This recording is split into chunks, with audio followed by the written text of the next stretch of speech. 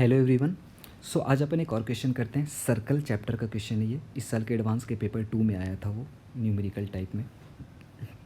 तो ये क्वेश्चन आपके स्क्रीन पे है। शायद आपको ऐसा लग सकता है कि ये क्वेश्चन थोड़ा टाइम टेकिंग है ऐसे रीड करने में। बिल्कुल सही, रीड करने में थोड़ा टाइम तो लग सकता है, बट अगर आप एक बार क्वेश्चन को समझ जाते हो तो I think it's not very difficult to solve. It will be difficult to solve if you proceed in to wrong direction. Fundamentally आप करोगे तो कुछ फंडामेंटल चीज़ अगर आपको पता है तो इस क्वेश्चन का सॉल्यूशन ईजी है। ठीक है, तो अपन बेस्ट में अच्छा वाला मेथड ही करेंगे। चलो क्वेश्चन पढ़ लेते हैं पहले। Let C1 be the circle of radius 1 with centre at origin. Okay, पहली स्टेटमेंट, पहली लाइन तो बहुत सिंपल सी दे रखी है उन्होंने कि C1 एक सर्कल है भाई जिसका सेंटर ऑरिजिन है एंड रेडियस 1 है। तो चलो अपना सर्कल बना लिया, सेंटर ऑरिजिन रेडियस 1। ठीक है ना, कुछ ऐसा x axis and y axis रहा होगा। आगे, let C2 be the circle of radius R with centre at point A 4,1 and radius 1 2 3। Okay, उन्होंने सेकेंड सर्कल दिया जिसका सेंटर तो उन्होंने 4,1 दे दिया, बट रेडियस बोला। रेडियस देखो, रेडियस नहीं पता, रेडियस 1 से 3 के बीच में वेरी करेगा, तो कुछ ऐसा वेरी करेगा रेडियस। तो अपन क्या कर लेते हैं, एक सर्कल ऐसा बना ले, R रेडियस का मान लेते हैं, सर्कल ऐसा बना लेते हैं। ठीक है, इसका सेंटर उन्हें दे रखा है, इसका सेंटर उन्हें दे रखा है A है 4,1, तो 4,1 इसका सेंटर है, A पॉइंट उन्होंने मान रखा है इसको। ठीक है, फिर उन्होंने क्या बोला, two distinct common tangents PQ and ST of C1 and C2 are drawn. Okay, दो कॉमन टेंजेंट ड्रॉ करो। The tangent PQ touches C1 at P and C2 at Q। The tangent ST touches C1 at S and C2 at T। Okay, तो उन्होंने क्या बोला, दो common tangent बनाओ। बहुत simple सी चीज़ देखो, मैं एक्स एक्सिस और वाई एक्सिस हटा रहा हूँ। एक्स एक्सिस और वाई एक्सिस अगर आपके फिगर में रहेगा तो आपको लग सकता है कि फिगर लेंदी है, और आप इमेजिन अगर कर पाते हो एक्स एक्सिस और वाई एक्सिस के साथ भी कि फिगर ईजी है तो ठीक है, वरना मैं एक्स एक्सिस और वाई एक्सिस को हटा रखा है। मैंने दो कॉमन टेंजेंट बनाया जैसा उन्होंने बोला। एक तो ए बना दिया जिसका उन्होंने नाम दे रखा है PQ, एंड दूसरा ए है जिसका नाम उन्होंने दे रखा है ST। चलो भाई, ST PQ बना दिया। मैं नाम भी दे देता हूँ। उन्होंने नाम बोला है कि देखो पहले वाले का नाम PQ दो, दूसरे वाले का नाम ST दो। ठीक है, दे रखा। चलो उसके बाद फिर उन्होंने क्या बोला है, mid point of line segment PQ and ST are joint to form a line which meet x axis at point B। अच्छा, mid point of PQ and ST। PQ का मिड पॉइंट लो, ठीक है भाई, PQ का mid point का यहाँ मान लेते हैं, मैं M मान लेता हूँ उसको। चलो फिर उन्होंने क्या बोला, ST का मिड पॉइंट लो, ST का मिड पॉइंट चलो N ले लेते हैं मैं उसको, और बोला दोनों को ज्वाइन करो। ज्वाइन भी करते हैं अपन,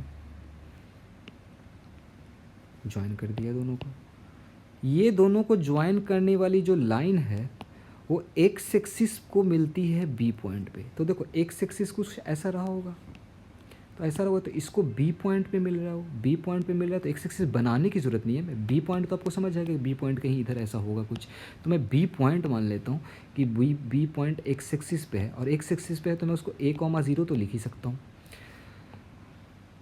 ठीक है, ये हो गया। AB √5 है, तो R² की वैल्यू बता। R क्या था, R था अपने बड़े वाले सर्कल का रेडियस। तो बड़े वाले सर्कल का रेडियस की वैल्यू बतानी, बस उसने एक इन्फॉर्मेशन दे रखा है। क्या इन्फॉर्मेशन दे रखा है कि AB की वैल्यू √5 है। तो AB की वैल्यू अगर √5 उन्होंने दे रखी है तो मैं यहाँ से A तो निकाल सकता हूँ ना, स्मॉल a, क्योंकि उन्होंने एक ही अननोन है और √5 डिस्टेंस है, तो AB का डिस्टेंस फार्मूला लगा कर फटाफट क्या करो, A निकाल लो, उसमें टाइम वेस्ट मत करना। A-4 का square plus 1 square must be √5 का स्क्वायर, उन्होंने ऐसा बोल रखा है। ठीक है, तो फिर क्या आ गया यहाँ से, A² minus 8A plus 16 plus 117 equal to 5 आ गया। A² minus 8A plus 12 equal to 0 आ गया। चलो A-6 इंटू A-2 फैक्टराइज हो गया। A की मेरे को दो वैल्यू दिख गई, 2 एंड 6। दो वैल्यू क्यों आ रही है भाई, दो वैल्यू दोनों एक्सेप्टेबल होगी। देखो 6 तो रिजेक्ट हो जाएगा, क्यों 6 रिजेक्ट हो जाएगा, ये एक्स एक्सिस है और आप A पॉइंट को बोल रहे हो 4 है, मतलब इतना डिस्टेंस तो आप बोल रहे हो 4 है।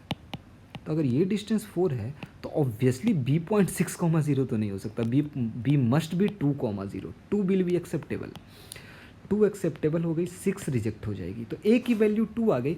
मतलब एक्चुअली में B पॉइंट है क्या, 2,0। उन्होंने छोटा सा एफर्ट आपसे डलवाया है कि देखो डिस्टेंस देकर, उन्होंने डायरेक्ट B पॉइंट नहीं दिया, डायरेक्ट उन्होंने क्या दे रखा कि AB डिस्टेंस ही है, तो A की वैल्यू आपको 2 मिल चुकी है। तो मैं एक क्या करता हूँ, B पॉइंट चेंज करके क्या लिख देता हूँ, वहाँ पे 2,0 लिख देता हूँ। तो ये 2,0 है एक्चुअली।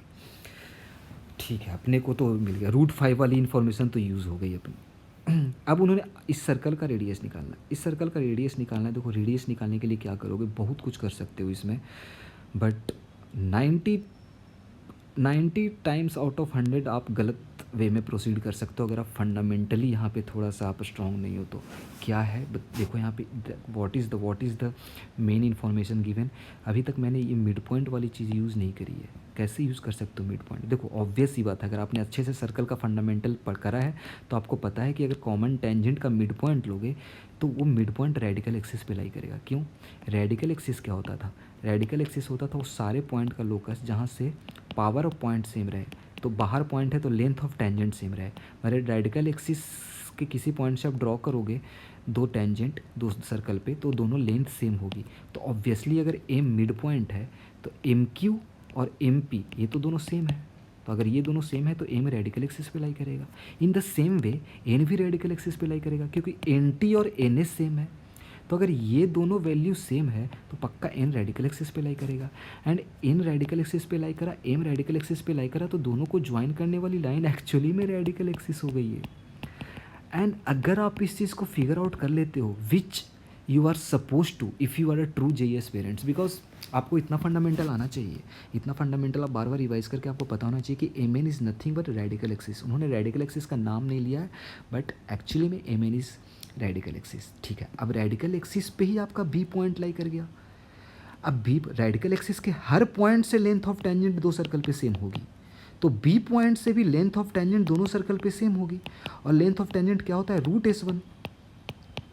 तो इसका मतलब है कि बी पॉइंट से S1 की वैल्यू दोनों सर्कल के लिए सेम होगी। और S1 क्या होता है, S1 आप सिंपली पॉइंट को सर्कल में पुट करते हो। देखो मैं वापस से एक सिंपल सा फिगर बना देता हूँ कि आपका क्या है, आपका एक पॉइंट 2,0 है जो रेडिकल एक्सिस पे लाई कर रहा है। तो इससे क्या होगा, इससे इस सर्कल की इक्वेशन क्या है, x² + y² = 1 बिकॉज सेंटर उसका ऑरिजिन पे है। और इसका सेंटर 4,1 था और रेडियस r था। तो इस सर्कल की इक्वेशन होगी x - 4 का स्क्वायर प्लस y - 1 का स्क्वायर = r²। अब मैं क्या करूँगा, 2,0 रेडिकल एक्सिस पे लाई कर रहा है, तो 2,0 अगर रेडिकल एक्सिस पे लाई कर रहा है इसका क्या मतलब है, इसका ये मतलब है कि 2,0 से S1 की वैल्यू दोनों सर्कल के लिए सेम आनी चाहिए। तो 2,0 से मैं फर्स्ट वाले सर्कल के लिए S1 लिखता हूँ, तो इसके लिए S1 लिखूँगा तो 2,0 से तो 4 + 0 - 1 आ गया, ये सेम होना चाहिए। अगर मैं इस सर्कल के लिए S1 लिखूँ 2,0 का, तो 2,0 का इस सर्कल के लिए लिखूँगा तो 2 - 4² + 0 - 1² - r²। ये दोनों सेम होना चाहिए। तो यहाँ से क्या आ गया 3, यहाँ से आ गया 2 का स्क्वायर 4 + 1 - r²। तो यहाँ से क्या आ गया 3 = 5 - r²। तो r² आ गया 5 - 3 = 2। दैट इज़ r² की वैल्यू उन्होंने पूछी है, r²। 2 is the right answer of this question. देखो अगर आपने सिर्फ एक चीज़ कैच कर ली कि एक्चुअली में दिस इज रेडिकल एक्सिस, अगर वो फंडामेंटल उतना बेसिक आपका क्लियर है, उसके लिए पता होना चाहिए व्हाट इज़ रेडिकल एक्सिस। अगर आपको पता what actually radical axis is, then you can solve this question in much nicer way.